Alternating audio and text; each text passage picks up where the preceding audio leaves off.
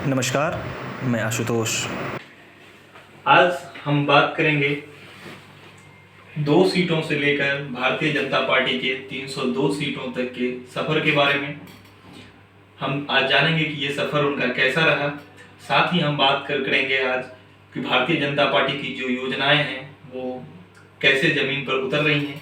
साथ ही हम जानेंगे आज कि जनता से जो सबसे ज्यादा प्रभावित करने वाले मुद्दे हैं, चाहे वो महंगाई हो, बेरोजगारी हो या फिर कानून व्यवस्था के मुद्दे हों, और इस पर हम बात करेंगे आज भारतीय जनता पार्टी के राष्ट्रीय प्रवक्ता जयराम विप्लव जी से। आपका बहुत स्वागत है सर। बहुत स्वागत करता हूँ आशुतोष जी। मेरा पहला सवाल तो ये है कि आप भाजपा आज अपना 42वां स्थापना दिवस मना रही है। आप इस 4 दशकों के विकास यात्रा को कैसे देखते हैं? भारतीय जनता पार्टी 1980 में नए नाम के साथ समाज में आई, अपने अस्तित्व में आई। लेकिन उससे पहले अगर देखेंगे तो इस विचारधारा की राजनीतिक पार्टी के तौर पर शुरुआत 1951 में भी भारतीय जनसंघ के माध्यम से हो गई थी। और डॉक्टर श्यामा प्रसाद मुखर्जी, जो उस समय कांग्रेस पार्टी के भी बड़े नेता हुआ करते थे और स्वयं नेहरू जी की सरकार में मंत्री भी थे, लेकिन उन्होंने विचारधारा के मुद्दे पर, राष्ट्रवाद के मुद्दे पर और हिंदुत्व के मुद्दे पर अलग राजनीतिक दल का गठन किया। और श्यामा प्रसाद मुखर्जी जी के उस प्रयास को श्रद्धेय पंडित दीनदयाल उपाध्याय जी के अथक परिश्रम से वो पार्टी वहाँ से आगे बढ़ती गई। और पूर्व के समय में आप देखेंगे तो 1967 ईस्वी में भी, उसके पहले कांग्रेस 1947 में कांग्रेस की छवि एक हिंदू संगठन की थी, हिंदूवादी राजनीतिक दल की स्थिति थी और मुस्लिम पार्टी के तौर पर मुस्लिम लीग को देखा जाता था। कांग्रेस ने उस छवि को अगले 2-3 दशकों तक बरकरार रखा। लेकिन 1966 ईस्वी में जब तत्कालीन प्रधानमंत्री इंदिरा जी के आदेश से यहाँ पर गौ हत्या के विरुद्ध प्रदर्शन कर रहे साधु संतों पर गोलियां चली, तो हिंदू समाज को बहुत बड़ा धक्का लगा।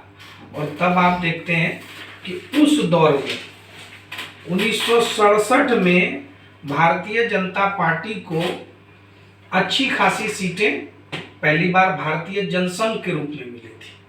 और इस विकास यात्रा को आगे बढ़ाते हुए जब इंदिरा गांधी जी के खिलाफ छात्र आंदोलन हुआ, 74 का छात्र आंदोलन हुआ, तो उस समय जब चुनाव में जनता पार्टी के रूप में कई संगठनों का, राजनीतिक दलों का विलय हो गया, तो भारतीय जनता पार्टी का भी विलय हो गया था। और बाद में 1980 के दशक में भारतीय जनता पार्टी नाम से एक नए राजनीतिक संगठन का उद्भव हुआ, जिसके संस्थापक सदस्यों में श्रद्धेय अटल बिहारी वाजपेयी जी, आडवाणी जी, बलराज मधोक जी, ऐसे तमाम नाम सामने हैं।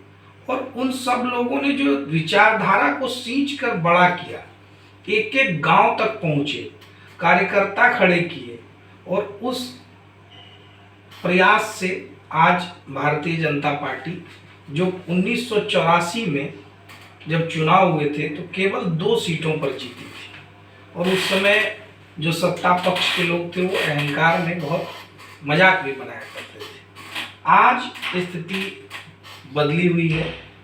किसी ने कल्पना भी नहीं की थी कि इस देश में कांग्रेस के अलावा कोई और राजनीतिक दल अपने बूते लोकसभा में पूर्ण बहुमत की सरकार चलाएगा। आज भारतीय जनता पार्टी 303 सीटों के साथ, पूर्ण बहुमत के साथ, अपने सहयोगियों के साथ मिलकर सरकार भी चला रही है। और 18 राज्यों में भारतीय जनता पार्टी और हमारे गठबंधन एनडीए की सरकारें चल रही हैं और देश आगे बढ़ रहा है। देश की पहचान आगे बढ़ी है। देश की आज दुनिया में एक मजबूत स्थिति है। अभी ताज़ा उदाहरण आप देख सकते हैं कि रसिया हो या यूक्रेन, युद्ध के हालात वहाँ हैं, लेकिन दोनों देशों को अपेक्षा है कि भारत मध्यस्थता करे। यानी भारत की आज वो हैसियत है विश्व के सामने कि बड़े बड़े देश भी भारत के नेता के तौर पर प्रधानमंत्री श्री नरेंद्र मोदी जी को इतना मजबूत और सशक्त पाते हैं कि वो उनसे मध्यस्थता की और उनसे अपनी समस्याओं के समाधान की उम्मीद रखते हैं। तो ये एक नया भारत है और तेजी से उभरता हुआ भारत है। जब आप कहते हैं कि ये नया भारत है और तेजी से उभरता हुआ भारत है, और भाजपा कहती है कि मैं एक विचारधारा वाली पार्टी हूँ, और हम लोग बचपन से सुनते आ रहे हैं कि जहाँ जहाँ हुए बलिदान मुखर्जी वह कश्मीर हमारा है, और जनसंघ से लेकर जब भाजपा की स्थापना हुई अब तक कश्मीर आपके राजनीतिक मुद्दे के केंद्र में रहा है। लेकिन 1990 में जो जब वहाँ पे कश्मीरी पंडितों के साथ जो दुर्व्यवहार हुआ, उसके बाद वो वहाँ से अपने घर को छोड़कर वापस निकले, और आप उसके बाद से कहते आ रहे हैं कि हम जो है वहाँ पे उनको पुनर्स्थापित करवाएंगे। तो उस दिशा में आपने क्या क्या प्रयास किए, और आपकी पार्टी कब तक उनको उनके स्थान पर सकुशल पहुंचाएगी? देखिए, भारतीय जनसंघ का तो जन्म ही, उसकी शुरुआत की कहानी अगर आप देखेंगे तो कश्मीर का मुद्दा एक बहुत बड़ा मुद्दा था, और कश्मीर में जिस तरह से 1947 में पाकिस्तान का आक्रमण हुआ और उसके बाद जो करना चाहिए था वो नहीं करके सेना की कार्रवाई को रोक दी गई थी। कश्मीर को धारा 370 दे दिया गया था, और तमाम ऐसे कानून थे, वहाँ पर जाने के लिए भी उस दौर में परमिट लगता था। और उसी सारी चीज़ों से दुखी होकर के एक अलग राजनीतिक दल की स्थापना श्यामा प्रसाद मुखर्जी जी ने की थी, और वो पहले व्यक्ति थे जिसने जम्मू कश्मीर के उस परमिट कानून को तोड़ा, जेल में रहे और जेल में ही उसको यातना दे करके उनकी हत्या कर दी गई। उनकी हत्या की जांच भी नहीं करवाई गई थी। उनके मृत्यु के रहस्य भी ठीक वैसे ही हैं जैसे सुभाष बाबू की मृत्यु के रहस्य हैं, और दुनिया आज तक उसका सच नहीं जान पाई। तो कश्मीर का मुद्दा भारतीय जनता पार्टी का एक बहुत ही संवेदनशील और विचारधारा से जुड़ा हुआ मुद्दा रहा, और हम लोग भी अभी से 5 साल पहले तक, 6 साल पहले तक ये नारा लगाते रहे कि जहाँ हुए बलिदान मुखर्जी वो कश्मीर हमारा है। और जो वर्षों से, दशकों से कश्मीर जिस अलगाववाद और आतंकवाद का दंश झेल रहा था, उसमें पूर्ववर्ती सरकारों की भूमिका क्या थी, खासकर कांग्रेस पार्टी की, वो सब लोगों के सामने है, जग जाहिर है। और आज जो वातावरण चाहिए कश्मीरी पंडितों की वापसी का, घाटी में शांति व्यवस्था सबसे पहली शर्त है, और उसके लिए जो वातावरण बनाने का काम है उसकी पहली शर्त थी कश्मीर से धारा 370A और 35A की वापसी। जब हमने ये कहा था कि हम ये करेंगे तो लोग उस समय भी उस पर सवाल उठाते थे, जैसे राम मंदिर को लेकर तारीखें लोग पूछते थे। वो सारे सवाल और जो मजाक बनाते थे, और कुछ लोग धमकियां देते थे कि अगर कश्मीर से धारा 370 हटा तो खून की नदियां बहेंगी, अगर धारा 370 को छुआ तो हाथ जलकर खाक हो जाएगा, घाटी में कोई तिरंगा उठाने वाला नहीं बचेगा। जिस लाल चौक पर तिरंगा फहराने के लिए हमारे कार्यकर्ताओं को संघर्ष करना पड़ता था, उस लाल चौक पर आज 26 जनवरी, 15 अगस्त और बाकी तमाम अवसरों पर वो लाल चौक पर जो क्लॉक टावर है वो तिरंगे की रोशनी में नहाया रहता है। पहली बार घाटी में नवरात्रि पूजन हो रहा है, घाटी के मंदिरों में घड़ीघंट, शंख, घड़ियाल बज रहे हैं। तो तमाम, और घाटी में चुन चुन कर जो आतंकी बाहर से भी आते हैं उन सबको सफाया किया जा रहा है। तो एक अनुकूल वातावरण बनाए, विकास के भी बहुत सारे प्रोजेक्ट्स वहाँ चल रहे हैं। परिस्थितियां जल्द ही ऐसी बनेंगी कि इन सब की वापसी भी सुनिश्चित होगी, और कुछ लोग तो वापस वहां जाना भी शुरू कर दिए, ये भी आपने देखा होगा। और सच को किस प्रकार से दबाया गया, और आज भी जब सरकार नहीं है तब भी कांग्रेस पार्टी, कम्युनिस्टों का गठजोड़ एक इकोसिस्टम के रूप में ऐसा फैला हुआ है कि कोई एक फिल्म आती है तो उसको भी रोकने की कोशिश होती है, और फिल्म जब नहीं रुकती है तो उस फिल्म को झूठा बताने का प्रयास भी लोग करते हैं। तो सच से इतना डर क्यों है? क्योंकि कांग्रेस पार्टी अतीत में ऐसे बहुत सारे काम उसने किए हैं जो इस देश के साथ धोखा था, और देश की जनता जब आज वो सच्चाई समझ रही है तो यही कारण है कि आज लाख ये लोग झूठा दिखावा करें, कोई इनके बहकावे में नहीं आता। लगातार राहुल गांधी जी का रिजल्ट तो 0 ही आता है। जब आप कह रहे हैं कि इस एक फिल्म आई और उनको फिल्म को चलने नहीं दिया गया, उन पे बहुत सारे सवाल उठाए गए और आपने चर्चा भी की। तो मैं ये पूछना चाहता हूँ, विपक्ष आरोप लगाती है कि ये एक किसी खास समुदाय को टारगेट करके या भावना भड़काने के लिए, या भारतीय जनता पार्टी जो है उसको एक अपने राजनीतिक वोट बैंक के रूप में उस फिल्म को प्रचारित कर रही है। इस पे आपका क्या कहना है? कश्मीर के मुद्दे पर इससे पहले भी बहुत सारी फिल्में आई, बहुत सारे फिल्मों का नाम आप भी जानते हैं। फिजा आई, मिशन कश्मीर आई, हैदर नाम की अभी एक फिल्म आई थी। किस प्रकार से उन फिल्मों में दिखाया क्या जाता है कि मुस्लिम युवा भटका हुआ है या वो पीड़ित है, और चूंकि किसी घटना में वो उसको आहत कर दिया, इसलिए उसको हथियार उठाकर आतंकवादी बनने का और लोगों की हत्याएं करने का अधिकार मिल जाता है। उसको एक नैतिक समर्थन आतंकियों के प्रति उन फिल्मों में लंबे समय से दिखाई जाती है। ये एक ऐसी पहली फिल्म थी जिसने 90 के दशक में और उसके पहले से, ये एक दिन में नहीं हुआ था कि 90 में एक दिन में वहाँ घाटी खाली होगी। लगातार 1947 से वो वातावरण बनता रहा और कांग्रेस ने धारा 370 और 35A के जैसे हथियार दे करके, कानूनी हथियार दे करके उस वातावरण को, उस मानसिकता को बढ़ावा दिया। और उसका ही परिणाम था कि इतना विभत्स पिछले 100 साल के इतिहास में भारत के बंटवारे के समय जो विस्थापन और पलायन का दंश लोगों ने झेला था, उससे कम नहीं था ये कश्मीर में हिंदुओं का पलायन, कश्मीरी पंडितों का पलायन। और उससे भी ज्यादा खतरनाक स्थिति तो उन दलितों की थी, उन हिंदू दलितों की थी जो पाकिस्तान से भाग करके 1947 में आए थे और उनको धारा 370 और 35A के प्रावधानों के कारण वहां पर दोयम दर्जे का नागरिक बना करके गुलामों की जिंदगी जीने पर विवश किया गया था। आज उसी कश्मीर में 896 नए केंद्रीय कानून, जो केंद्रीय कानून वहां लागू नहीं थे वो आज लागू हो रहे हैं। 166 कानून जो वहां पर गलत थे, उन कानूनों को रद्द कर दिया गया।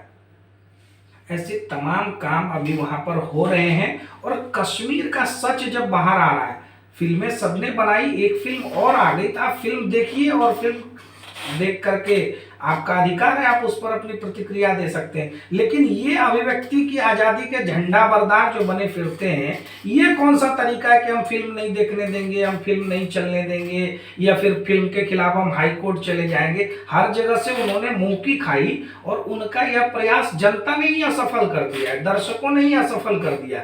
और बिना किसी बड़े स्टार के, जो सो कॉल्ड बॉलीवुड के किंग बने फिरते हैं, बिना किसी ऐसे चेहरे के भी ये कश्मीर फाइल्स ने करोड़ों की कमाई की। और अभी तो खबर है कि 200 करोड़ प्रधानमंत्री राहत कोष में जमा किया है उन्होंने। तो शायद इस तरह की घटना भारत में पहली थी जब फिल्म देखने के लिए लोग समूह बना करके, चंदा इकट्ठा करके, पैसा करके लोग जा रहे हैं। क्योंकि आज सोशल मीडिया का जमाना है, लोगों को सच जानना है। अगर मैं झूठ बोलूंगा आपके इस इंटरव्यू में, तो YouTube पर, Facebook पर ये वीडियो जाते ही उसमें कमेंट में सैकड़ों लोग आकर के उस झूठ को पकड़ लेंगे। तो अब वो जमाना नहीं रह गया है कि जब आप झूठ बोल करके निकल जाएंगे, जब आप सच को छुपा देंगे, जब आप चीजों को नजरअंदाज करेंगे। तो आज आप देखिए कि एक से बढ़कर एक फिल्में भी आ रही हैं। RRR नाम से एक साउथ की फिल्म आई है। वो फिल्म क्या है? एक ऐसे स्वतंत्रता सेनानी के ऊपर है जिसकी कभी चर्चा नहीं हुई। तो इस देश की आजादी में हजारों ऐसे युवाओं का, स्वतंत्रता सेनानियों का योगदान है जिन्होंने बलिदान दिया था। लेकिन राजनीतिक दल के रूप में कांग्रेस का प्रयोग करके, उपयोग करके लंबे समय तक सत्ता में रहने वाला नेहरू परिवार केवल और केवल एक ही परिवार को आजादी का श्रेय देने का काम करता रहा। और यही कारण है कि आज आजादी के 75वें वर्ष के अवसर पर जब प्रधानमंत्री जी आजादी का अमृत महोत्सव मनाने की बात की उन्होंने, तो देश भर में जनता स्वतः कार्यक्रम कर रही है। लोग, सैकड़ों लेखक अलग अलग घटनाओं का जिक्र कर रहे हैं, अपने अपने क्षेत्र के महापुरुषों का, उनके योगदान का उल्लेख कर रहे हैं। ऐसे हजारों राष्ट्र नायक इस 75वें वर्ष के अमृत महोत्सव में सामने आए हैं। तो किसी का योगदान कम नहीं था। लेकिन जब आपने कहा कि नेहरू परिवार, लेकिन वो तो खुद गांधी परिवार बताते हैं। ये भी आपके दर्शकों को और देश को आज जानने की आवश्यकता है। दरअसल इस पूरे षड्यंत्र को आप समझिए, एक राजनीतिक षड्यंत्र और सोची समझी रणनीति थी। 1885 में जिस कांग्रेस की स्थापना हुई थी, शुरुआत में तो एओ ह्यूम के द्वारा, एक अंग्रेज के द्वारा ही स्थापित हुई थी और उसकी मानसिकता ब्रिटिश कॉलोनियल माइंडसेट से अलग नहीं थी। वो ब्रिटिश को सत्ता में बनाए रखते हुए कुछ अधिकार चाहते थे।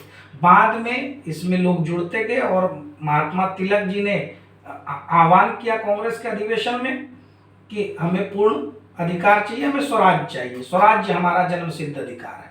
और फिर महात्मा गांधी जी आए और तमाम लोगों ने मिलकर, सुभाष बाबू, और कांग्रेस की एक लंबी फहरिस्त रही और उनका इतिहास है।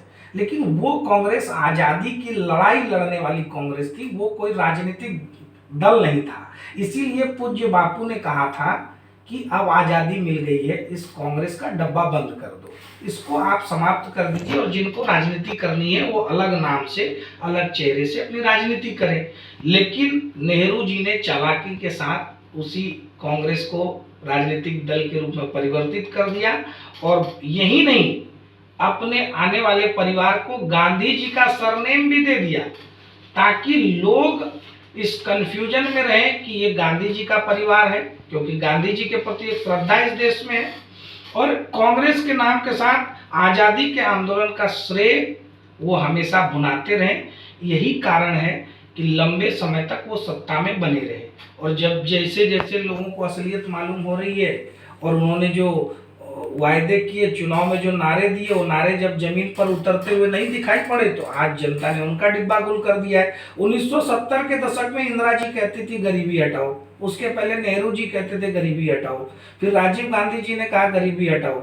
लेकिन राजीव जी ने एक चीज स्वीकार किया था कि 100 रुपये, 1 रुपया में 100 पैसे में 85 पैसे केंद्र के जब भेजे जाते हैं तो लाभार्थी तक पहुंचने से पहले वो दलालों की भेंट चढ़ जाते हैं। आज व्यवस्था बदली है। 2014 को अगर सही मायनों में गरीबों के लिए आज़ादी की बात कही जाए और गरीबों तक हक पहुंचने का एक कालखंड कहा जाए तो वो अतिशयोक्ति नहीं होगी, क्योंकि आज ऐसी व्यवस्था है कि 1 रुपया चलता है और 1 रुपया सीधे डायरेक्ट बेनिफिट ट्रांसफर के माध्यम से करोड़ों गरीबों के खाते में पहुंचता है, यानी लाभार्थी तक पहुंचता है।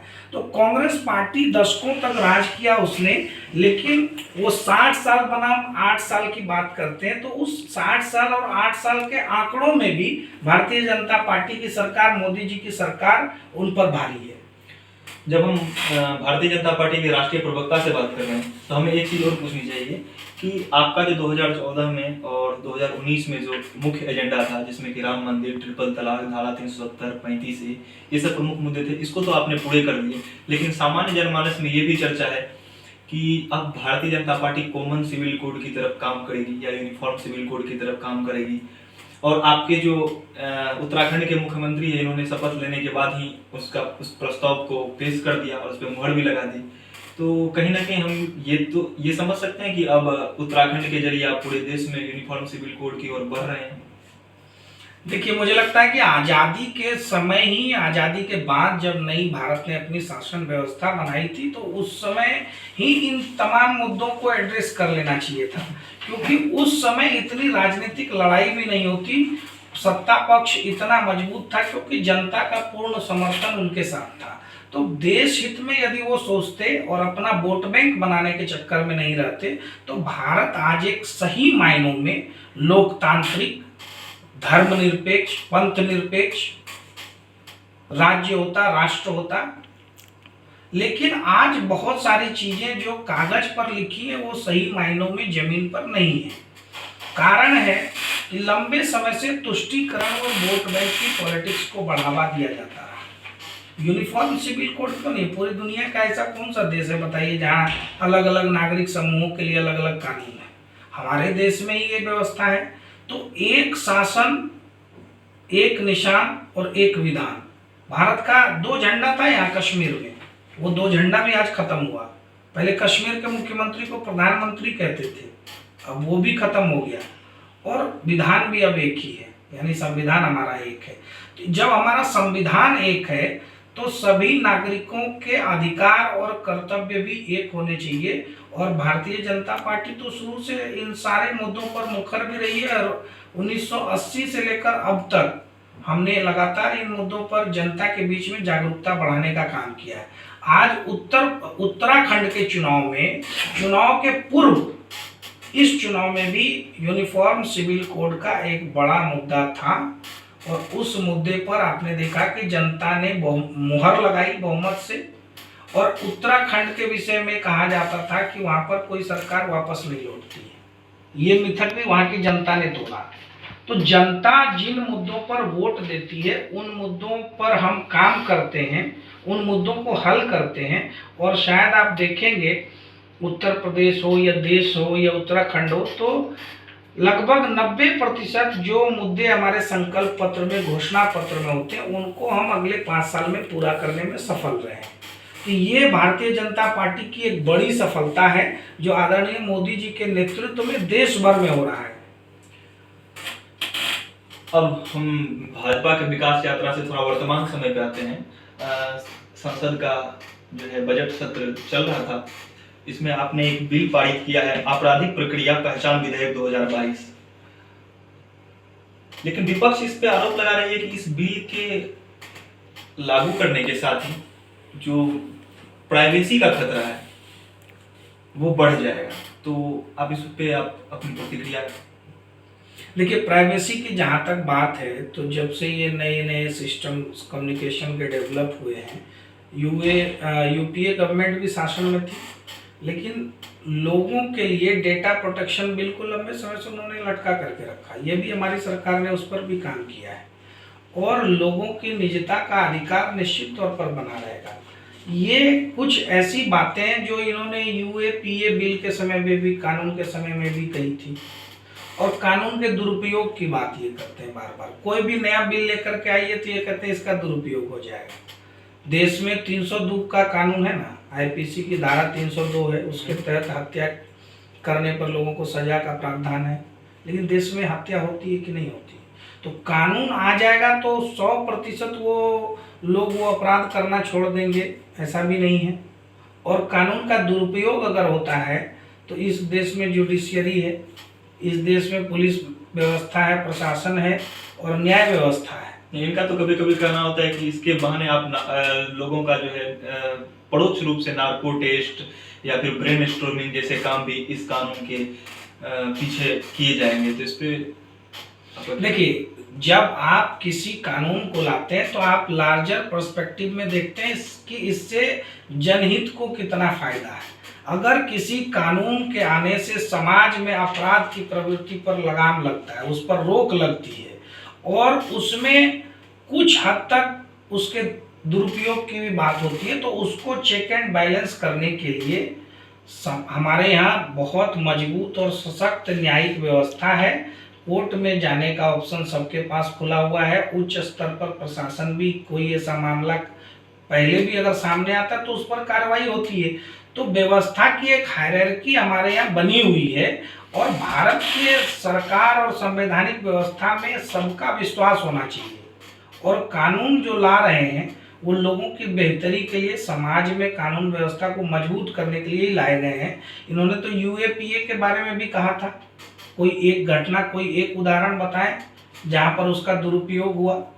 तो हर कानून के ऊपर अड़ंगा लगाना ये विपक्ष की एक घटिया राजनीति है।